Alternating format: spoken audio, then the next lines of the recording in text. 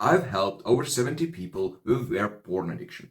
And one of the biggest reasons for relapsing is boredom. Today, let's talk about what are some tactics that you can use to beat boredom. And if you want to be one of those people who I work with personally, you can join the community in the description down below. It's free. I want to start my first point with a quote. It's from the Bible, Proverbs chapter 25, verse 28. Like a city whose walls are broken through is a person who lacks self-control. Back in the day when I was still addicted to porn, my daily routine would look something like that. I would come back home from school or from lectures, and I would throw my bag on the floor, and without even changing clothes, I would go to my computer and I would turn on my favorite video game. As it was loading, I would turn on some very stimulating music, and I would go to the kitchen and I would make some junk food to top it off. Now, how do you think I would feel that same evening laying in my bed trying to fall asleep? Of course, I would be bored as hell. And so when I'm bored and I'm laying and trying to fall asleep, I'm still overstimulated by all those things that I've done during the day, and I crave that hit of pleasure, hit of dopamine again. So that's when I would turn to porn, because it's a natural progression from all the things that I've done throughout the day. Have you ever ate donuts and weren't able to satisfy your hunger with just one? At least for me, up until I've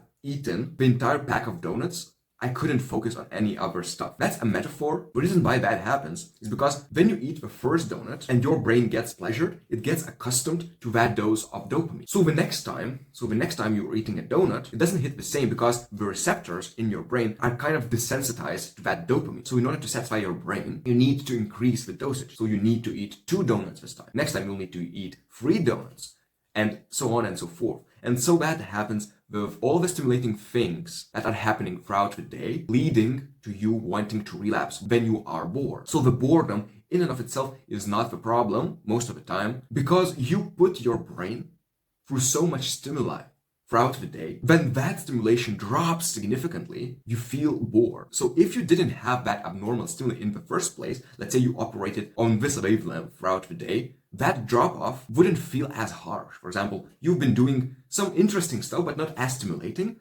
Instead of video games, you went for a walk or went on a bike ride. Instead of social media, you called your friend and talked to him. At the end of the day, you would feel so much more at peace, and that boredom wouldn't be so unbearable. So my recommendation for you would be to consider whether or not you have too many of those highly stimulating activities, and whether or not they give you enough value for you to continue doing them.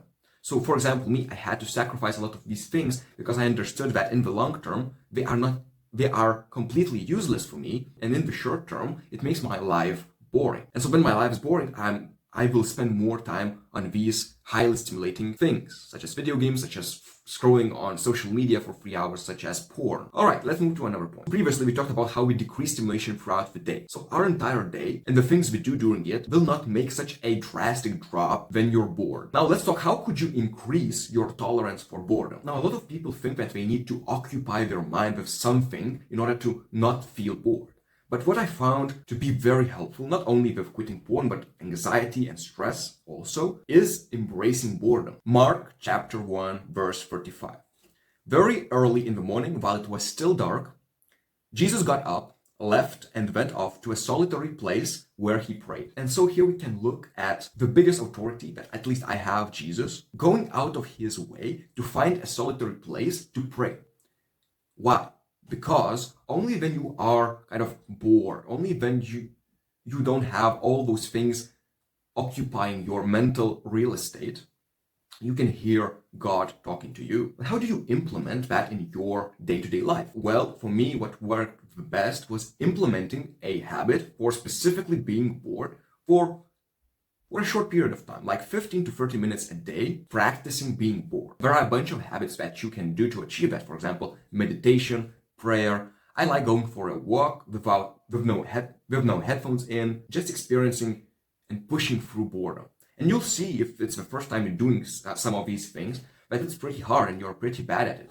Your mind will not allow you to be bored. It will start creating different scenarios in the future. It will start bringing up the past. It will start doing all those things. And so you get to see what it's like for you to be bored. And the next time you're bored, for example, and you're about to relapse, laying in your bed, for example, it's not going to be a new experience for you. You've been where before, and you developed enough skill to stay present in the boredom and kind of be okay with it. And a habit for boredom is not just good for quitting porn addiction. It's incredibly valuable to rewiring your mind as well. Physiologically speaking, you allow your mind to replenish dopamine storage in your brain. It helps with focus and productivity if you have an important goal that you're going towards. Also, it helps manage your anxiety, because when you have a habit of being bored, you will be tested. You will be challenged by all those thoughts coming in and out of your mind. If you are able to stick with it for a longer period of time, you'll be able to not let in those toxic thoughts in and have those positive, good thoughts in your mind.